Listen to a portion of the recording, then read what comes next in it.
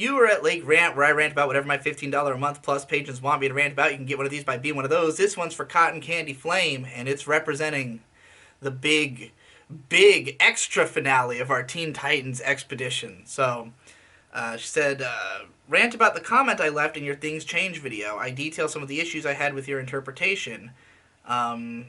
So, this comment is very massive. So, we're going to have to go through this bit by bit, and it's going to take a little while.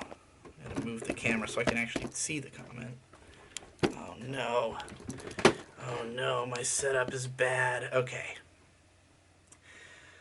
Okay, so my opinion of this episode. This is Cotton Candy Flame speaking. First off, I think we fundamentally disagree about Tara's state of mind. To me, it's very obvious she's only faking amnesia. It's pretty clear in her reaction to certain lines of dialogue from Beast Boy as well as her body language. I really don't get why you think anyone would see this as a weird way of flirting. You see her specifically react to the heartbox Beast Boy made her. Okay, so I thought of her reactions as, like, put yourself in the position of somebody who doesn't think that this is all real. As just like the reactions you would have to these things, like seeing the heart box when Beast Boy tells her like I made this for you, that's like creepy and weird, you know. Like if you see this you realize like, oh, this guy has like a really intense emotional attachment to me, and you know, like her reaction is like I don't want to see this, you know. So like I didn't really take it as a recognition moment of like having seen this thing before so much as a like realization of what Beast Boy, you know, where his head is at, so to speak. Anyway, she goes with him because on some level she does miss him. There's a lot of her contemplating on her reflection, a recurring motif from season 2. In the pizzeria scene, she says she only remembers high school. If you had only remembered the last few months of your life and someone came up to you and said they used to know you, what do you think your reaction would be? Probably not to think they have the wrong person. Also, there's a good chance if she didn't have her memory, she wouldn't remember how to control her powers. Well, I mean, I think that that's why she goes with him, is that she does think there's potentially that he might be correct. But like, I think that the thrust of the episode is that she's rejecting this notion. Like, she thinks it's possible that what he's saying is correct, but because of the way he seems to feel about her and the life that he's trying to pitch to her that she used to live, she wants to walk away from that. Like, she's rejecting it because it's scary. It doesn't fit with where she's trying to be in life now, you know? So, like, I think that it had, you know, from my perspective anyway, it had less to do with her, like, remembering all of this stuff and more to do with her, you know, questioning, is this really what my life used to be? And if so, do I want to embrace that or do I want to walk away from it? Anyway, and I suppose that brings me to my big problem with the episode. Tara having amnesia is one of the worst decisions any writer has ever made. I have never seen a single element of a story so thoroughly destroy the point of story was going for. If Tara had just told Beast Boy from the beginning that she was trying to take her life in a new direction, then the episode would have probably been fine. They beat you over the head with the point, yet it's almost like they're going out of their way to not make the point, and you can telling that they are trying to go for by the tone, structure, conclusion, and that characters constantly tell you how to interpret things. Here's all the problems that this stupid decision causes. 1. Tara comes off as really annoying for choosing to handle the situation this way. Well, that's assuming that you think that she doesn't have the amnesia. I mean, if she does, then it's kind of like she's on this wishy-washy precipice. 2, it conflates moving on from your past with pretending the past never happened. The overall message about moving on is good, but the unfortunate implications are not. I don't know whether or not the writers actually think that's a good way, or if they just didn't think through the implication, but either way, it's one of the worst messages I've seen, especially in a kid's show. That attitude will just lead her being taken advantage of to repeating past mistakes. I mean, again, I'm not convinced that she is faking it, but I don't think the message was so much about, like, ignoring your past or trying to put it behind you as it was just saying that, like, you can't always bring the past back. You know, it wasn't so much about Tara's arc. It was about Beast Boy's arc. It's about him not being able to, you know, and the whole Titans not being able to bring back the past that they used to have. When they come back to the city, everything's different. Places they used to know are gone. So, like, the point of it is just to suggest that, like, as you move into adulthood, a lot of things are just going to disappear from your life, you know? Which I thought is a good idea for the last episode of the show. Number 3, it makes Beast Boy come off way more reasonable and sympathetic than it seems like he's supposed to. I don't know. I didn't think he was supposed to come off as unreasonable or unsympathetic. 4. In the most important issue of the episode, Tara has not changed. You were right in your character analysis on her. She would run away from problems and was ashamed of herself, and she does the same thing here. She would also do things like project her expectations of herself on other people and then push people away when they don't agree. Like at the end of the episode, Tara, in those episodes, it's fine. It's part of her character arc. In the episode, she is exactly the same, but it's framed like she has gotten over problems and has grown into a mature adult. She avoids her problems by pretending to have amnesia, and it's pretty clear from her line, would you want to be friends with someone who was so much trouble, that this decision is based on shame, and she's still pushing him away because she does. Okay, I'm just going to skim through this because what really is the core here is whether or not she is pretending. Like, if you do think that she is absolutely pretending to have amnesia, then I think it's fair to think of this as like an obnoxious or shitty episode. You know, to me, it was obvious that the point of it was that you don't know.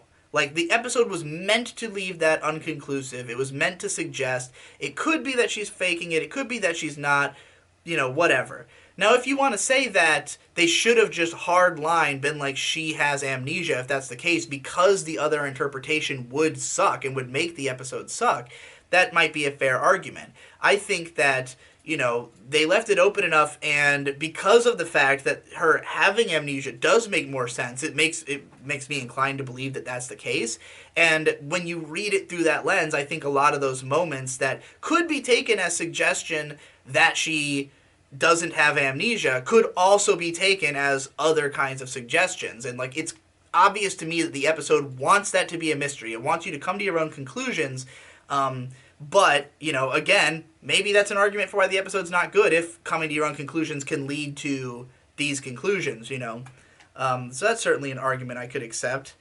I'm going to skim through the rest of this because, like, okay, here we go. I often hear defenses in the realm of it's leaving it up to interpretation, or it's Beast Boy's story and lesson to learn, Tara's life doesn't matter. Okay, I basically said those things. These arguments do not hold weight for me. They are going for something very specific, and the fact that it lets me take the interpretation that Tara is lying or doesn't remember works against the point they are going for. Yeah, I can agree with you there. It focuses way too much on Tara for the story to be completely about Beast Boy. There are several times the episode takes her literal visual point of view. That kind of ambiguity only works if we stick to one character's perspective. That's arguable, I guess. You can't have long drawn-out shots of Tara contemplating her identity and then try to tell us it's not about her identity. I don't think much has even changed from Beast Boy's point of view either. Tara has left him in most of the episodes she's been in. This is just more of the same. This doesn't come off as a nuanced take on the situation where things just happen and the characters have to deal with them regardless of if they are good or bad. The story takes a decided stance in favor of Tara and her decision.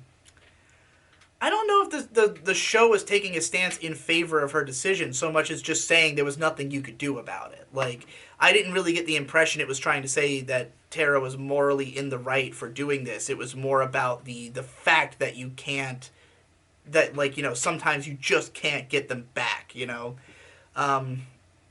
Which is the most interesting thing about the message. And again, I don't even like this episode per se, or any of the Tara arc episodes, but, you know, we already know about that. Another part of the situation that makes me think this is a horrible idea is Slade. By the way, he's used robot replicas of himself to fight the Titans before, so that's what that was about. The psychopath that manipulated and abused her knows she is alive and is probably still stalking her, given that he seems to know about the situation, cares enough about the situation to get involved, and we're just supposed to take his word for it that he has the best of intentions. Yeah, this seems like it's going to end with Tara's friends and potential family getting murdered. I don't think I'm just making this up. There are things I can't believe won't happen based on what I know about the characters and the information given. They went out of their way to bring Slade and show he knows she's alive so he could tell us how to interpret the events and have very little regard for the story being shown. I agree with that. The whole Slade shit was really bad. You keep saying she doesn't want to rejoin the team as if that and pretending to not know them are the only possible options. She could just, like, know them and just not be a part of the team. Now I understand that they can't do that and still retain the message. My point is that it's never addressed in the story, and that reflects on their viewpoint in the situation. It's like Tara just assumes that she will have to rejoin the team, and the writers and audience assume the same.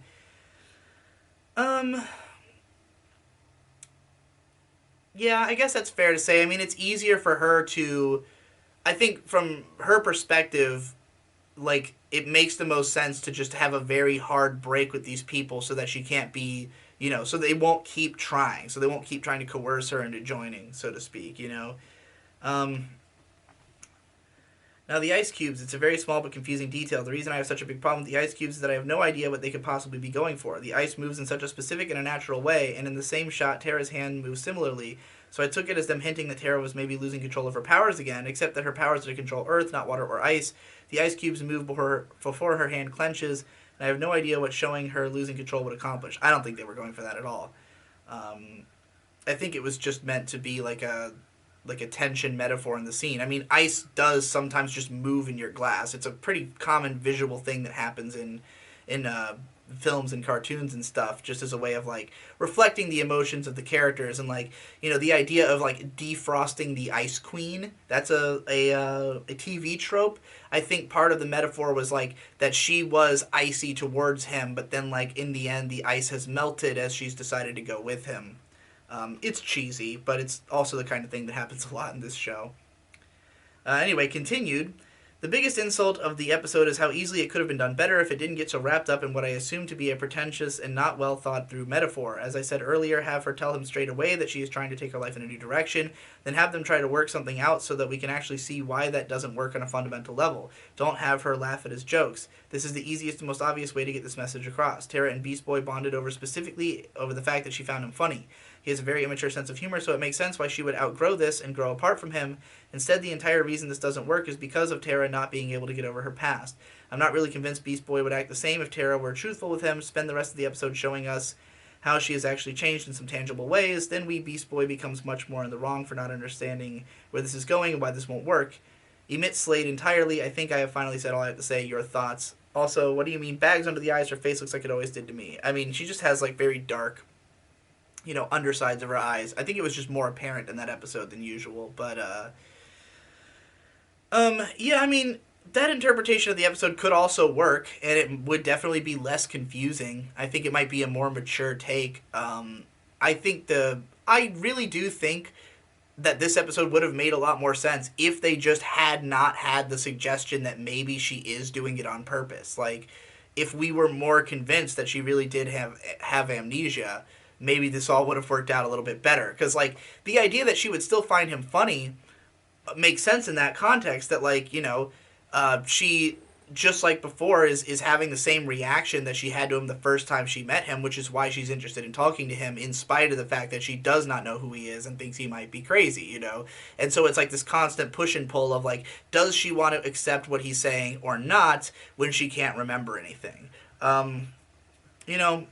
Again, I don't think it's a good episode either, but the things that bothered you about it didn't bother me as much, just because I did kind of come away feeling like it didn't matter whether or not she really remembered, and, that it seemed like she probably didn't. But, I can appreciate your issues with it.